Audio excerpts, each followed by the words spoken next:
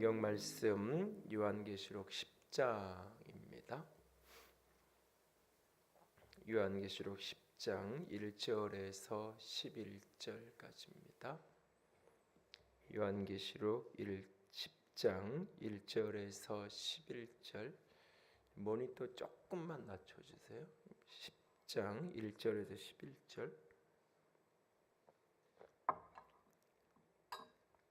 10장 1절에서 11절 말씀까지 한 절씩 돌아가면서 읽겠습니다. 내가 또 보니 힘센 다른 천사가 구름을 입고 하늘에서 내려오는데 그 머리 위에 무지개가 있고 그 얼굴은 해 같고 그 발은 불기둥 같으며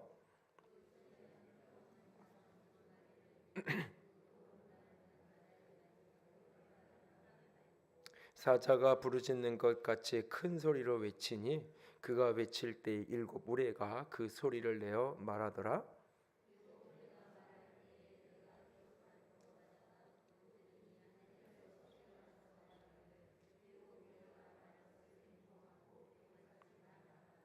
내가 본 바 바다와 땅을 밟고 서 있는 천사가 하늘을 향하여 오른손을 들고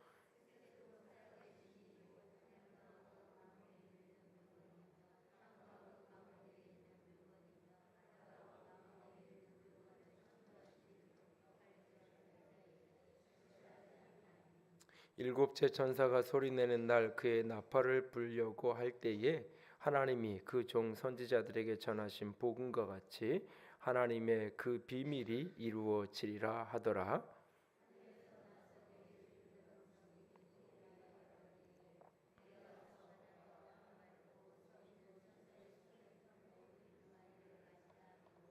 내가 천사에게 나아가 작은 두루마리를 달라 한즉 천사가 이르되 갖다 먹어 버리라. 내 배에는 쓰나 내 입에는 꿀같이 달리라 하거늘.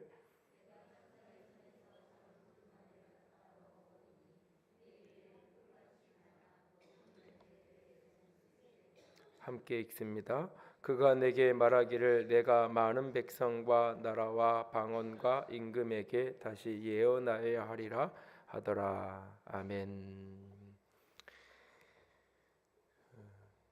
요즘에는 조금 분위기가 달라지는 것 같은데 예전에 주로 이렇게 청년들의 믿음에 대해서 이야기를 할 때면 남자 청년들은 군대를 가봐야 믿음이 진짜인지 가짜인지 알 수 있고 여자 청년들은 시집을 가봐야 안다 그랬는데 요즘에는 좀 말을 바꾸긴 해야 될 것 같아요. 요즘에는 대학을 가면 이게 믿음이 있는지 없는지를 알게 되는 분위기가 되는 게 아닌가라는 생각. 군대까지 안 가도 그냥 이렇게 고등학교를 졸업만 시켜놓고 나면 이게 믿음이 있었는지 없는지가 드러나게 되고 또 이제 청년 때 참 믿음이 있었어도 어찌 보면 이제 직장이라는 환경이 예전만큼 넉넉하지 않고 한번 들어가면 어쨌든 뭐 50대 중반 60대까지 이렇게 보장되어진 그런 시대가 이제 지나가고 나니까 이렇게 직장을 가봐야 믿음이 확인되는 뭐 그런 어떤 시대가 된 것 같습니다. 군대에 대한 이야기를 하면서 군대 갔다 오면 사람이 된다고 이야기를 합니다. 근데 사실은 저는 그 말을 잘 안 믿어요. 왜냐하면 군대 가서 사람 된 사람도 있는데 군대 가서 사람 망친 사람도 가끔 봤기 때문에 그렇습니다. 우리가 어려움을 겪으면 사람이 어려움을 겪은 만큼 성숙하게 되어지고 어려움을 겪은 만큼 사람이 인생이 더 깊이가 있어진다라고 말합니다. 맞는 말이지만 또 역시 그게 늘 통용되는 말은 아닙니다. 어려움을 겪기 때문에 오히려 인격이 꼬이는 힘들고 고생하고 힘든 것을 많이 겪어봤기 때문에 이 내면에 자꾸 꼬여가지고 누군가가 이렇게 편안하고 행복하고 좋은 모습을 보면 좋게 말하는 게 아니라 그걸 자꾸 삐딱하게 꼬아서 말하게 되는 그런 사람들을 때로는 만나게도 됩니다. 그래서 사실은 우리가 어떤 환경을 직면하든지 중요한 것은 그 속에서 내가 어떻게 반응하느냐가 사실은 중요한 겁니다. 그래서 똑같은 상황을 직면하는데 어떤 사람은 그 고통의 상황, 어려운 상황이 축복의 상황이 되어지고 그 터널을 지나면서 한층 성숙하는 사람이 있는가 하면 어떤 사람은 그 터널을 지나면서 더 신앙이 가라앉고 인격도 모든 이렇게 내면의 상처와 어두움 속에서 더 깊은 좌절의 나락으로 떨어지게 되는 것을 보게 되어집니다. 그래서 시험이라는 말과 유혹이라는 말은 늘 동전의 양면처럼 같이 있는 겁니다. 똑같은 상황에 대해서 하나님은 내가 그것을 견뎌내는 테스트가 되었으면 좋겠고 그것이 나를 훈련시키는 연단의 과정이었으면 원하는 것이 하나님의 소망이고, 사단은 어두움은 그것이 나에게 유혹거리가 돼서 그것을 나를 연단하고 훈련시키는 도구가 아니라 나를 좌절케 하고 절망케 하고 쓰러지는 통로가 되기를 원하는 것, 그것이 사단의 역사가 아닌가라는 생각을 합니다. 여러분이 오늘도 내가 어떤 삶의 상황에 직면하든지 그 일의 종류와 상황에 관계없이 중심은 내가 이 일을 어떻게 내가 직면하고 뚫고 나갈 거냐 하는 것이 굉장히 중요합니다. 특별히 그 속에서 그 순간 거기에 필요한 게 무엇이냐? 말씀입니다. 말씀으로 인생을 해석하고 말씀으로 인생을 직면해가는 능력이 내 안에 있을 때 삶의 어떤 것도 그 속에서 축복이 되고 영광이 되어지는 것을 보게 되어집니다. 어떤 사람이 이렇게 죄 가운데 어두움 가운데 빠져서 허우적거리고 있습니다. 그 사람에게 하나님께서 징계를 하시고 하나님이 진노하십니다. 그렇게 하나님께 맞으면 누가 봐도 돌아올 것처럼 보입니다. 그런데 돌아오지 않는 사람이 종종 있습니다. 왜냐하면 그에게 말씀이 주어지지 않으면 그 죄 가운데 있을 때 징계를 당하면 오히려 더 완악해지는 그런 경우를 보게 돼요. 그래서 그 잠언에 보면 누군가를 꾸중하고 책망할 때 지혜로운 사람을 꾸중하라고 이야기하고 있어요. 미련한 사람을 책망하지 말라고 이야기하고 있어요. 그러니까 지혜로운 사람을 꾸중하고 책망을 하면 그 사람이 그것을 듣고 그것을 들어서 교정하고 바꿔갈 때 사람을 얻게 되는, 지혜로운 사람을 내가 꾸중하고 책망했을 때 그 사람은 나에게 고마운 마음을 갖고, 누구도 이런 내 모습에 대해서 뒤에서 그냥 이렇게 수근거리기나 하고 뒤에서 손가락질나 하고 욕이나 하고 사실은 뒤에서 몰래 비판을 하고 앞에 와서는 아무 얘기도 안 하는데 저분은 그래도 나를 사랑하니까 이렇게 나한테 얘기해 주는구나. 내가 오히려 고마워하고 그 말을 듣고 자신의 삶을 교정해 가면서 오히려 그 관계가 더 깊어져서 한 사람을 얻게 된다고 이야기해요.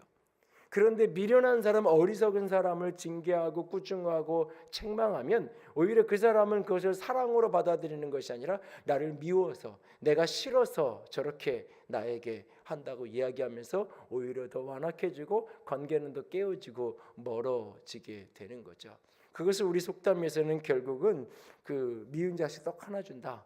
그러니까 결국 어리석은 사람에게는 징계하고 책망하는 것이 아니라 적당히 떡을 주면서 어떻게 보면 달래서 기다려서 그 마음이 이게 부드러워지는 어떤 틈이 생길 때까지 때로는 기다리고 기다려야 되는 그런 모습을 하게 되는 것을 보게 되어집니다. 오늘 이 10장에는 천사가 작은 책을 들고 있는, 두루마리를 들고 있는 이야기입니다.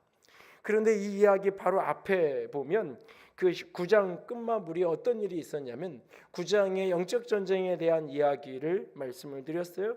그러면서 그 어떤 어둠에 대한 하나님의 심판이 쏟아지는 장면입니다. 그래서 20절 21절을 보면 그 수많은 재앙이 거기에서 벌어지는데도 불구하고 하나님의 진노의 심판이 떨어지는데도 불구하고 사람들의 동일한 반응이 뭐냐? 회개하지 않는 거예요. 우상 숭배하고 그들이 귀신을 쫓아다니고 어둠을 쫓아다녔기 때문에 하나님께로 심판받고 재앙이 떨어지는데 더 귀신을 쫓아다니는 거예요. 더 점치러 다니고 더 우상 숭배를 하게 되는 거예요. 사람들이 회개하지 않는다라고 말합니다. 맞는데 책망을 받는데 회개할 줄은 모른다고 이야기하고 있어요. 왜냐하면 거기에 말씀이 임하지 않으면, 그러니까 말씀으로 내 삶에 해석되어지지 않으면, 말씀으로 그것이 해석되어지지 않으면 누가 봐도 저것은 깨달으라고 하나님이 책망하시는 건데 깨닫지 못하고 더 완악해지도 굳어지기도 하고, 누가 봐도 저거는 너무 미련하고 어리석어서 그냥 어쩔 수 없어 미운 자식 떡 하나 준다는 셈으로 떡 던져주는 건데, 내가 잘나서 내가 잘해서 내가 너무너무 잘 살아서 하나님이 나만 이렇게 축복한다고 오히려 더 교만해지고 더 완악해서 악해져가는 어리석은 길을 걸어가는 경우를 때로 보기도 합니다. 그래서 우리의 삶의 결국은 말씀이 내게 주어지고 말씀으로 내 삶에 해석되어지지 않으면 어떤 삶의 환경도 내게서 해석되지 않아요. 누가 봐도 저런 상황이면 이렇게 해석할 것 같아서 저는 다르게 반응하는 경우를 보게 됩니다. 누가 봐도 절망하고 좌절할 것 같은데 그 속에서 말씀이 받아지고 말씀으로 내 삶을 해석해 가기 시작하면 그 절망 속에서 희망을 보고 절망 속에 좌절하고 포기하는 것이 아니라 다시 일어서게 되는 모습을 보게 되어집니다. 말씀이 없을 때 사람들이 회개하지 않는 그 모습을 보게 됩니다. 그래서 10장에 그 영적 전쟁의 모습 속에서 하나님의 재앙과 심판의 책망이 떨어지지만 회개하지 않는 그들을 보면서 10장에 이제 말씀이 주어지는 거예요. 그래서 증인들을 세워서 가서 말씀을 전하더라. 그래서 10장에는 천사가 작은 책을 가지고 있는 이야기가 나오고 11장에 가면 두 감람나무 두 촛대로 상징되어지는 두 증인이 보내져서 가서 이제 말씀을 전하게 되는 이야기. 그게 이제 10장과 11장의 이야기입니다. 그 중에 앞부분 10장을 우리가 같이 읽었습니다. 저 여러분의 삶에 늘 말씀이 들려지는 축복이 있기를 원합니다. 삶의 숙제들 앞에서 수많은 문제들 앞에서 말씀이 지식과 정보로 남아져 있는 것이 아니라 인생의 가장 절체절명의 순간을 만날 때 말씀이 내게 들려져서 말씀에서 길을 찾고 말씀에서 소망이 발견되어지는 축복이, 그런 은혜가 저 여러분에게 있기를 원합니다. 말씀이 내게 살아 역사하고 말씀이 들려지기 위해서 우리에게 어떻게 해야 되는가? 오늘 본문을 보면 한 가지 먼저 살필 것은 뭐냐? 말씀을 호기심으로 접근해서는 안 됩니다. 말씀을 지적 호기심을 충족시키는 도구로 삼아서는 안 됩니다. 말씀을 비밀을 캐듯이 말씀을 접근해서는 결코 안 됩니다. 말씀이 우리에게 알려주는 것까지 아는 거고 알려주지 않는 거 알 수 없는 거예요. 우리가 성경을 통해서 모든 비밀을 다 알거나 모든 것을 다 알 수 없어요. 우리는 늘 말씀 앞에 자기 한계를 인정하는 겸손함을 가지고 말씀을 대하고 말씀을 듣는 자가 되어야 합니다. 그러니까 어떤 순간에 아무리 말씀을 많이 알고 많이 공부하고 많은 지식을 가진 사람도 바로 그 순간만은 사무엘 선지자가 그 참 어린 사무엘이 처음 하나님의 말씀이 들려지는 그날에 엘리 제사장이 사무엘에게 이야기했던 것처럼 엘리 제사장이 사무엘에게 주의 종이 듣게 싸우니 내게 말씀하옵소서 라고 그렇게 하나님이 너를 부르거든 사무엘아라고 부르거든 그렇게 해라 라고 이야기했던 것처럼 늘 주님 말씀하시옵소서 내가 듣겠나이다 라고 하는 사실 속에 겸손함이 우리 속에 있어야 됩니다. 오늘 10장에 보면 어떤 이야기가 나오냐 보면 7 우레에 대한 이야기가 나옵니다. 7인, 7 나팔, 그리고 뒤에 가면 7 대접에 대한 15장 16장 넘어 7 대접에 대한 이야기가 나올 거예요. 그 중간에 있는 게 7 우레에 대한 이야기예요. 그래서 7인은 비율이 4분의 1로 흘러갔고 7 나팔은 비율이 3분의 1로 흘러갔어요. 그리고 대접제왕에 가면 전체가 다 1분의 1 전체가 다 하나님의 심판 가운데 소용돌이 가운데 이렇게 빠지게 돼요. 그래서 이게 이 계시록에 등장하는 인재양, 나팔재양 그리고 이 대접재양들은 시간적 순서대로 진행되는 게 아니에요. 인재양이 끝나면 그 다음에 나팔재양이 오고 나팔재양이 끝나면 대접재양이 오는 게 아니에요. 이 나선형의 상승 구조 속에서 반복 상승되어지는 비슷한 패턴들이 반복되어지면서 가면 갈수록 마지막 끝이 예수님의 재림 직전으로 가면 갈수록 그 재앙이 더 심해지는 그 어둠이 더 강해지는 그런 나선형의 반복 구조가 진행되어지는데 그 가운데 그냥 이렇게 4분의 1, 3분의 1 그렇게 놓고 보면 2분의 1에 해당할 것 같은 7 우레에 대한 이야기예요. 7 우레에 대한 이야기를 사자의 울음소리처럼 사자가 부르짖는 것처럼 큰 소리로 이야기했어요. 사도 요한이 그걸 들었어요. 요한계시록을 시작할 때 하나님께서 요한에게 이것을 받아서 기록하라 그랬어요. 그래서 사람들에게 전하라 그랬어요. 그러니까 일곱 우레의 이야기가 들려줄 때도 요한이 그걸 받아 쓰려고 하는 거예요. 기록하려고 하는 거예요. 일곱 우레에 대해서 듣고 본 이야기들을 기록하려고 하는데 하나님이 기록하지 말아라. 그것은 감추어둔 채로 그것은 놔둬라 라고 하나님께서 말씀하고 계세요. 그러니까 이 부분 하나만 정확히 알아도 요한계시록을 가지고 종말의 시간표를 이야기하는 것이 얼마나 어리석은 이야기인지가 그냥 자연스럽게 나와요. 대부분의 이단은 요한계시록을 선명하게 풀어요. 요한계시록을 이단에 가서 요한계시록 공부하면 요한계시록이 아직 안개가 싹 거친 것처럼 아주 단순하고 선명해져요. 그건 100% 이단이에요. 그거는 100%. 그러니까는 이 삼일체도 그렇고 이 계시록 종말론도 그렇고 들었는데 이게 딱 안개 거치듯 아주 선명하게 도표화가 돼서 아주 개념이 명확하게 단순하게 들어온다. 그러면 잘못 배웠을 가능성이 대부분이에요. 사실은 대부분. 하나님이 우레에 대한 이야기를 감추어두고 숨겨두고 그것을 놔두라고 말씀하셨어요. 그런데 끊임없이 그것을 우리가 여러 가지 다른 것을 가지고 자꾸 추론해서 그것을 해석해내려는 우를 범하게 되는 경우를 종종 만나게 돼요.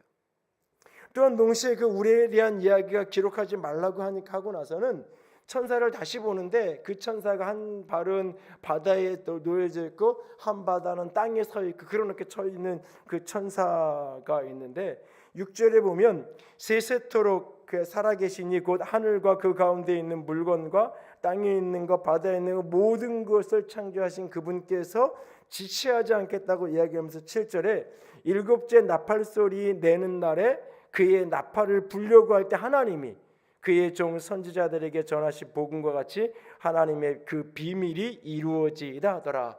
일곱 번째 천사가 나팔을 막 불려고 하는데 또 다른 소리가 들리는 거예요. 뭐라고 들리냐면 그 종 선지자들에게 전하신 복음과 같이 하나님의 그 비밀이 이루어지이다. 하나님의 비밀이 이루어질 것이다. 지체하지 않고 그 일이 성취될 것이다 라고 이야기합니다. 하나님이 비밀로 남겨둔 거예요. 그것을 우리가 자꾸 풀어서 알 수 있다라고 자꾸 이야기해요. 이 바울서 시인을 가지고 놓고 보면 이 비밀이라는 이 표현을 추론할 수 있는 해석적인 이 비밀이 바울이 이야기하는 비밀로 이야기한다면 바울이 비밀이라는 단어를 쓰는데 실제 두 가지 케이스의 비밀을 써요. 그 이전까지는 가리워져 있던 건데 하나님이 비밀을 본인에게 깨닫게 하시고 알려줬다고 이야기하면서 바울이 이야기하는 게 두 가지예요. 하나는 교회에 대한 비밀, 교회에 대한 비밀이고 또 하나는 유대인의 회심에 대한 비밀이에요. 이게 에베소서에서 교회가 하나님의 비밀 가운데 감춰져 있다는 거예요. 예수 그리스도가 십자가의 죽으심으로 말미암아 사단은 예수를 죽이면 자기가 이기는 거라고 생각했어요. 근데 십자가의 비밀, 십자가의 복음은 십자가에 죽으시고 부활하심으로 말미암아 이 땅에 교회가 탄생하는 거예요. 교회가. 그래서 예수님만 죽이면 더 이상 복음의 역사는 끝나는 줄 알았는데 그리스도의 몸인 교회가 육체로 계신 예수 그리스도를 죽음으로 몰아가니까 이제 그리스도의 몸인 교회가 이 땅 가운데 세워지는 거예요. 그래서 이 교회가 하나님의 충만한 비밀을 가지고 하나님의 충만한 것을 그리스도의 충만함을 온 땅 가운데 증거하고 선포한다고 말하고 있어요. 교회가 하나님의 비밀로 감추어져 있던 사단자 알지 못하던 비밀이라고 에베소서에서 이야기해요. 또한 이제 로마서에 가면 이 이방인의 충만한 수가 주님 앞으로 돌아오는 것, 이것이 하나님의 신비, 하나님의 비밀이었다고 로마서 9장에서도 11장까지를 이야기를 해요. 그걸 가지고 근거로 해가지고 바울은 두 가지를 이야기하는데 많은 이 부분을 왜곡되게 해석하는 사람들은 여기에 이 비밀을 바울이 비밀이라는 쓴 용례 두 가지를 동시에 다 적용하는 것이 아니라 그 중에서 이방인들의 회심에 대한 이야기로만 적용을 해요. 아니 유대인들의 회심에 대한 이야기로. 그래서 마지막 때가 되면 유대인들이 집단적으로 회심해서 돌아오는 일이 벌어질 거다. 그 일이 종말의 가장 대표적인 증거다. 그리고 그 일의 가장 상징적인 사건이 뭐냐? 예루살렘의 그 솔로몬의 성전 터에 그 자리에 제3의 성전이 서게 될 것이다 하는 이야기를 하는 거예요. 지금도 이런 식의 이야기들이 인터넷에서 떠돌고 있고 어떤 교회에서는 또 주장하라고 가르치기도 하는 경우를 보게 됩니다. 그게 100% 틀렸다고 말할 수는 없어요. 혹 그게 맞을런지도 몰라요. 그러나 성경 전체의 흐름을 놓고 보면 물음표가 여기저기 수없이 꽂혀지는 게 많아요. 바울이 여기서 요한계시록에서 그 비밀이 이루어질 것이다 라고 말할 때 하나님은 그냥 그것을 비밀로 놔둔 거예요. 비밀로 놔둔 거예요. 이 비밀이 무엇인지를 자꾸 찾아서 헤맬 필요는 우리에게 없어요. 하나님이 비밀로 남겨둔 것은 비밀로 놔두면 돼요. 이 흐름으로 놓고 보면 이 비밀이 이루어질 거라고 말할 때 이 비밀의 핵심은 7 우레의 이야기일 가능성이 많아요. 이 본문만 그냥 자연스럽게 읽으면 7 우레의 이야기를 기록하려고 했는데 기록하지 말아라. 그냥 숨겨둬라 그랬어요. 그리고 그 뒤에 비밀이 이루어질 것이다. 사실 7 우레에 대한 이야기일 가능성이 훨씬 더 많아요. 그냥 이 10장의 본문을 놓고 보면 이걸 굳이 자꾸 유대인의 회심이 마지막 때에 있을 거라고 이야기하는 것은 굉장히 조심스러운 이야기예요. 그리고 순수한 혈통의 유대인들은 다인종 사회에서 사실은 어떻게 이걸 구분할 거냐? 사실은 많은 딜레마가 있고 많은 사실이 어려움이 있어요. 순수한 우리나라도 순수한 한국인이라고 얘기하지만 많은 사람들이 이 고려 말이나 이렇게 몽골 피도 많이 섞였고 사실 중국에서 온 성씨도 많고 그러지만 우리가 순수하게 한국 사람 백이민족이라고 이야기하지만 혈통적인 걸 이렇게 찾아 올라가면 사실은 이게 다 많이 뒤섞여 있는 사실 그런 모습들을 볼 수 있는 것처럼 유대인들도 마찬가지예요, 사실. 그렇기 때문에 이 비밀이 무엇인지를 자꾸 캐려고 애쓰는 것은 굉장히 위험하고 조심스러운 거예요. 학자들이 그런 것들을 연구할 수 있고 나름대로 이런 것일 수 있다. 이게 이런 의미가 있을 수 있다라고 하는 어떤 추론, 그런 어떤 추측, 이런 가능성을 제기하는 것은 얼마든지 할 수 있어요. 그런데 그것을 진리고 확실한 것처럼 자꾸 단정적으로 이야기하는 경우가 종종 있어요. 그것이 조심해야 될 부분 중에 하나예요. 그러니까 말씀이 내게 들려져야 되는데 말씀이 들려지는 것을 방해하는 모습 중에 하나가 말씀을 보기는 보는데 끊임없이 지적인 호기심을 캐내기 위해서, 충족시키기 위해서 말씀을 보기는 보는데 무언가 비밀을 찾아내기 위해서 말씀을 보는 거예요. 그래서 사실은 목회자나 신학생들이 성경을 가장 못 봐요, 사실은. 왜냐하면 말씀에서 하나님이 내게 하시는 말씀을 듣는 게 아니라 말씀 속에서 나를 비춰보는 것이 아니라 끊임없이 말씀에서 뭔가를 발견하려고 해요. 무언가 이런 걸 깨달았어, 이런 걸 발견했어, 그런 지적인 만족감을 자꾸 충족하려고, 그걸 통해서 뭔가 사람들에게 내가 이런 것들을 이해하고 이렇게 설명하려는 그런 식의 유혹에 끊임없이 빠지죠. 누군가와 다른 이야기를 하는 것 같은 그런 유혹에 끊임없이 빠져들어가요. 그래서 사실은 자기 자신을 가장 못 보고 말씀을 듣는 것 같은데 말씀 가까이 있는데 가장 말씀에 멀리 있는 경우가 많아요. 그래서 어떨 때는 어린 아이들이 말씀을 가장 단순하게 듣고 가장 단순하게 반응하는 경우가 훨씬 더 많아요. 교회를 다니면 다닐수록 성경이 안 들려지는 이유 중에 하나는 지적 호기심뿐만 아니라 듣던 대로만 들으려고 그래요. 고정관념을 가지고. 제가 성경을 몇 년에 한 번씩 바꾸고 이렇게 성경을 한 성경만 계속 이렇게 여기 가다 이 성경 저 성경 그러지 않고 이 설교할 때 가지고 내려오는 성경, 설교 준비할 때 하는 거, 새벽 예배 때 갖고 다니는 성경, 집에서 보는 성경을 한 3-4개를 동시에 보는데 이유가 있어요. 이게 보다가 보면 낙서도 하고 이렇게 줄도 치고 이러다 보면 줄 친 거를 보면요, 그게 딱 얼마 이게 중요하다고 줄 쳐놨네 그래요. 그 앞뒤가 안 보여요. 딱 그게 눈에 들어오는 순간 앞뒤에 있는 구절이 안 보여요. 그래서 통독을 하는 성경은 아무 낙서를 안 해요. 그냥 맨 끊임없이 우리가 성경에 익숙한 사람일수록 이게 낯설게 하는, 물론 아직 한 번도 안 읽은 사람들 있겠지만 뭐 낯설게 할 필요가 없이 그냥 낯선 그냥 뭐 교회를 몇 년 다녔어도 계속 낯선 그런 사람도 있겠지만 예, 우리 교회 수준을 좀 끌어올립시다.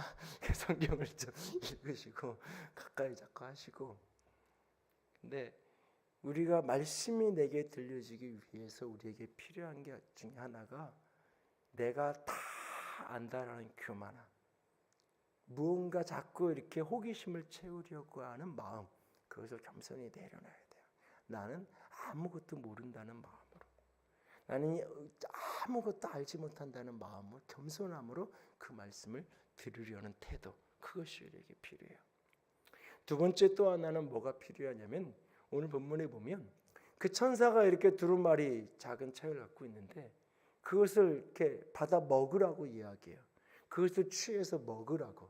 그 먹는데 먹으면 입에서는 단데 이 배에서는 쓸 거라고 이야기해요. 일반적으로 우리가 통상적으로 쓰는 말은 이게 거꾸로죠. 통상적으로 쓰는 말은 입에 쓴 약이 몸에는 좋다라고 이야기하잖아요. 그래서 쓴 거 이렇게 부모님들이 먹이면서 이게 몸에는 좋아 그러죠. 근데 인생을 살아보니까 맛 없는 게 별로 몸에 좋은 게 별로 없더라고요. 내가 먹기에 맛있는 게 몸에도 좋은 경우가 훨씬 더 많아요. 물론 안 그럴 때도 있겠지만, 근데 오늘 본문에 보면 일반적인 그런 우리가 사회적으로 쓰는 표현을 뒤집어 놓고 입에는 단데 몸에는 써요. 몸에는 쓰다고 얘기해요. 이걸 이제 부정적으로 얘기하면 입에 단 어떤 단 음식들 사탕이나 이런 게 몸에는 안 좋아. 뭐 이런 식의 이야기일 수도 있는데 뭐 지금 말씀이 그 이야기라는 건 아니잖아요. 그 두루마리 작은 책을 받아서 먹으라 그래요. 그 말씀을 먹는다라는 표현을 특별히 이게 에스겔서의 말씀이 이제 병행되는 말씀인데 이게 말씀을 먹는다라고 하는 말은 우리가 말씀을 내가 듣고 깨닫고 내 걸로 만드는 그 이야기잖아요. 근데 이게 입에는 단데 먹기는 참 쉬운데 먹을 때 참 맛있는데 이것이 내면으로 들어가서 이게 소화가 되려면 쓰다라고 이야기해요. 무슨 얘기일까요? 말씀을 귀를 즐겁게 하려고 듣지 마세요. 오늘 본문의 말씀을 그대로 이야기하면 입을 즐겁게 하는 것으로 끝내려고 하면 안 돼요. 듣는 게 좋고 내가 은혜 받았다고 이야기하고 감동받았다고 이야기하는데 그것이 이 속으로 들어가면 써요. 사실은 그 말씀대로 내가 삶을 살아내기 위해서 버거운 삶의 씨름이 우리 속에 늘 그 속에 같이 있는 거예요. 같이. 예를 들어서 뭐 복에 대한 이야기로 가장 많이 인용되어지는 뭐 삼박자 구원 이렇게 해서 인용되어지는 내 영혼이 잘된 것처럼 이 범사가 잘되고 강건하기를 원한다. 만약에 그런 말씀을 내가 이렇게 딱 받았다고 뭐 성경 예배 드릴 때 성경 구절을 이렇게 하나씩 뽑으라고 얘기하니까 어떤 분은 이게 일반적으로 사회에서 이렇게 다른 교회에서 쓰는 그냥 이렇게 출판사나 기독교 서점 가서 제작해 놓은 거 우리 교회 몇 개 필요하니까는 달라 그런 게 아니라 이게 이제 창세기부터 쭉 성경을 읽으면서 이제 이게 이제 뽑아놓은 건데 이제 한 400구절 조금 넘게 이제 뽑아놨던 거를 이제 두 배수로 만들어서 이렇게 하는 건데 아마 내년에는 조금 더 새로 뽑아야 될 것 같은데 이 뽑으면서 성경 구절을 의도적으로 사실은 사람들이 좋아하는 구절뿐만 아니라 중요한데 부담스러운 그런 구절들도 이제 집어넣었는데 어떤 구절을 보면 굉장히 좋아 보이는 어떤 구절은 굉장히 부담스러운 그냥 읽기만 해도 부담스러운 그런 구절도 때로는 있어요.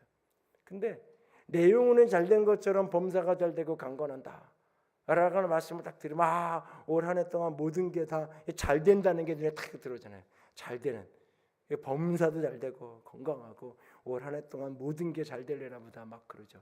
때로 듣기 좋을 수 있어요. 근데 그 말씀을 조금만 생각하면 내 영혼이 잘된 것처럼 내 영혼이 잘된 것 같이 범사가 잘되고 강건할 거라고 이야기해. 이 말을 거꾸로 읽으면 내 영혼이 병들면 건강도 무너질 거고 삶도 무너질 거다. 사업도 망가질 거다라고 이야기하고 있어요. 그렇게 해석을 하고 나면 이게 심각해져요.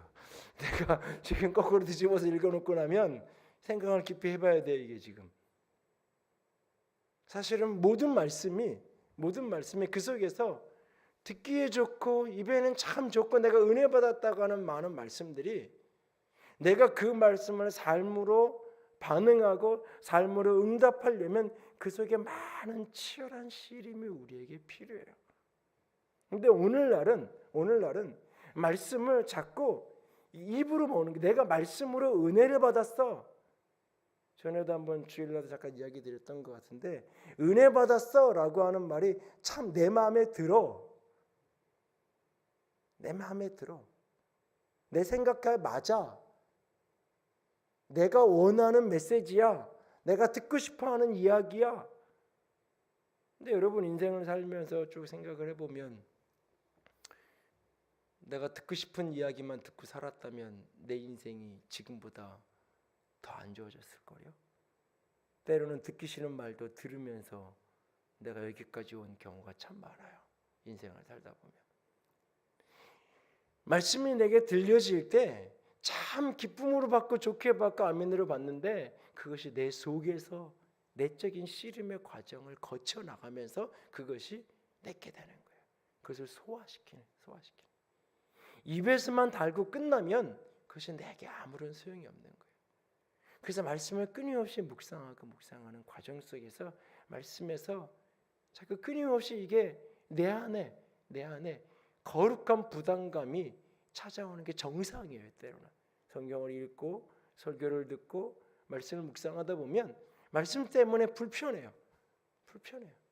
어떤 날은 그래서 성경을 읽고 싶지 않아요. 이게 게을러서가 아니라 하나님이 내게 말씀하시는 게 무엇인지를 느끼기 때문에 나는 하기 싫어서 도망가고 싶어서 때론 그럴 때가 있어요.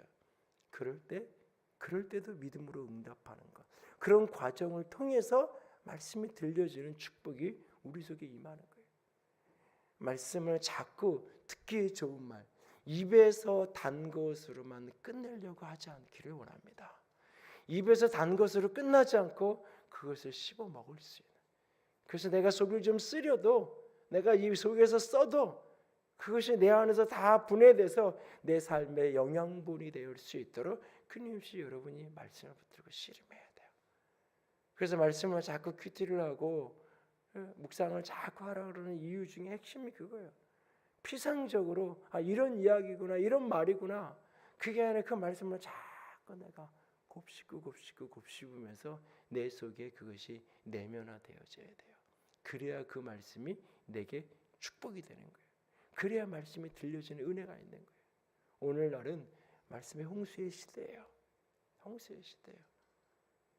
홍수 속에 진짜 마실 물이 없다는 이야기처럼 사실은 말씀의 홍수처럼 가득 여기저기 수많은 말씀이 쏟아지고 있어요. 뭐 지난 주간에도 우리 교회도 CBS에서 뭐 방송 설교하라고 견적서 보냈다고 보내지 말라 그래도 메일 보냈다는데 왔는지 안 왔는지 모르겠는데 홍수야 여기저기서 홍수로. 근데 중요한 거는 수많은 쏟아지는데 그 많은 걸 듣는 것도 중요하지만 한 말씀이라도 듣고 내가 그 말씀 속에서 그 말씀대로 살아가려고 끊임없이 반응하는 힘들고 이 속에서 써도 내가 말씀이 내게 명령하시니까 말씀하시니까 순종하고 행동하고 걸음을 뗄 수 있는 저 여러분이 될 수 있기를 원합니다. 그것이 힘들어요. 때로는 부담스러워요. 돌아가고 싶고 도망가고 싶을 때가 있어요. 그럴 때 그 말씀을 순종해 가면 그 말씀이 내게 돼요. 그러면서 내 안에서 말씀이 나를 이끌고 가는, 말씀이 나를 주장해 가는 그런 삶이 조금씩 우리 안에서 이루어지기 시작할 거예요. 그러면 내 삶의 수많은 일들을 만날 때 어떤 일을 만나든지 어떤 환경을 경험하든지 그 속에서 그 모든 일들이 말씀으로 해석되어지면서 버릴 것이 하나도 없는 인생이 되는 거예요. 버릴 것이 하나도 없는. 음식 규례에 대한 이야기를 하면서 먹고 마시는 모든 문제에 대한 마지막 결론적인 이야기가 디모데전서에 나오는데 이야기하잖아요. 감사함으로 받으면 버릴 게 없다. 하나님이 주신 것을 감사함으로 받으면 버릴 것이 없다. 그 감사함으로 받으면 버릴 것이 없다라는 이야기, 그 디모데전서 4장의 문맥이 무슨 문맥이냐면 혼인을 금하는, 어떤 사람들이 거룩하기 위해서, 거룩함을 위해서 결혼하지 않고 독신으로 살아야 된다라는 이야기라는 그런 어떤 문맥 속에서 감사함으로 받으면 버릴 게 없다고 이야기를 해요. 버릴 게 없다고. 다음 주간에도 우리 명주가 결혼식인데 보면 결혼식을 한다 그러면 다 행복을 축복하잖아요. 근데 인생을 조금 살아보면 알잖아요. 이제는 고생이다. 이제부터 시작이다라는 생각을 우리가 하게 되잖아요. 그러니까 결혼 생활의 목적이 뭐냐? 사실은 행복이라고 이야기하는데 그 행복이 사실 어떻게 오냐면 갈등과 고민과 아픔과 숙제 속에서 오잖아요. 자식을 얻는 게 축복인데 그날부터 자식은 나를 연단하는 도구잖아요. 수많은 인내와 참음을 배우게 하는. 유치원만 가면 해결될 것 같은데 아니었잖아요. 평생이잖아요. 시집을 보내면 끝날 줄 알았는데 아니잖아요. 손주 봐야 되잖아요. 또 이제 이게 평생 가잖아요, 사실은. 근데 그 속에서 끊임없이 나를 훈련시켜가는 거예요. 나를 빚어가고 나를 다듬어. 그래서 어떤 것이든지 감사함으로 받으면 버릴 것이 없다고 우리에게 말씀하는 거예요. 우리 인생 속에. 그런데 그것이 그냥 내가 스스로를 자유하면서 그냥 이것도 괜찮아, 이것도 괜찮고 모든 게 그러니까 사람이 원래 긍정적이어서, 사람이 원래 낙천적이어서 이것도 잘 될 거야, 잘 될 거야, 그런 이야기를 하는 게 아니에요. 그 속에서 끊임없이 말씀을 붙들고 말씀 앞에 씨름하면 그 속에서 말씀 안에서 지혜가 우리에게 부어지고 그들을 풀어낼 수 있는 능력이 우리 가운데 일어나게 되어질 것입니다. 오늘 우리 교회 안에, 저 여러분 안에 하나님의 말씀이 풍성하게 살아 역사할 수 있기를 원합니다. 올 한 해가 여러분이 말씀 속에 붙들릴 수 있는 해가 될 수 있기를 원합니다. 단순한 지적인 호기심이나 조금 더 뭔가를 내가 깨우치기 위해서 말씀을 보는 것이 아니라 나는 아무것도 모른다는 겸손한 마음으로 주여 말씀하시옵소서, 주의 종이 듣겠나이다 라고 하는 그 단순한 모습으로 주님 앞에 엎드려지고 주의 음성이 너무너무나 좋은데 그것이 그대로 내가 살아가는 건 너무나 때로는 부담스럽고 힘들 때가 있어요.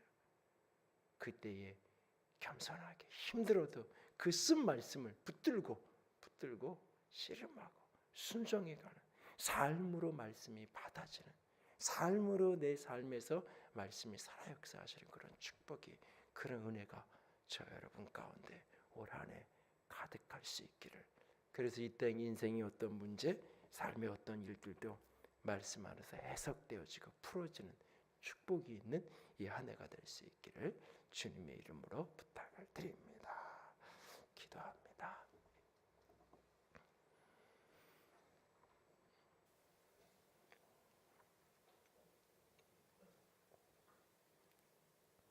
사무엘 선지자가 어릴 때 사무엘상 3장을 보면 주의 말씀이 희귀하던, 주의 말씀이 흔하지 않던 때라고 말합니다. 그때 그가 주의 성전에, 주의 성소에 그렇게 엎드려져 있었을 때에 사무엘아 사무엘아 부릅니다. 그러나 그는 하나님의 음성을 분별하는 능력이 없었습니다. 하나님이 부르지만 그는 엘리가 부르는 줄 알고 찾아갑니다. 그리고서 엘리는 그에게 가르쳐 줍니다. 하나님이 너를 부르신 거다. 주의 종이 듣겠사옵나이다. 말씀하옵소서라고 엎드려지라고. 그리고 그렇게 고백했고 하나님은 그에게 말씀하십니다. 너무너무 감격스러운 주의 말씀을 들었습니다. 그런데 그 말씀은 엘리 제사장 가문에 대한 심판의 메시지였습니다. 입을 떼는 것이 너무나 부담스럽고 힘든 말씀이었습니다. 말씀을 들으면서 느꼈던 감격은 온데간데 없고 그 말씀을 외치고 전하는 것은 너무나 버거운 일이었습니다. 그러나 어린 사무엘은 순종했고 그는 선지자의 삶을 그렇게 살아가고 있는 것을 봅니다. 오늘도 그렇게 주의 말씀을 입에서 달 뿐만 아니라 배에서 쓴 말씀을 붙들고 따라갈 수 있는 저와 여러분이 될 수 있기를 원합니다. 성경이 어떤 말씀이든지 귀로 듣고 입으로 먹는 것으로 끝나지 않고 내 삶으로 소화시키는 인생이 되게 하여 주시옵소서. 올 한 해의 말씀이 들려지는 축복이 있게 하여 주시옵소서. 같이 기도합시다.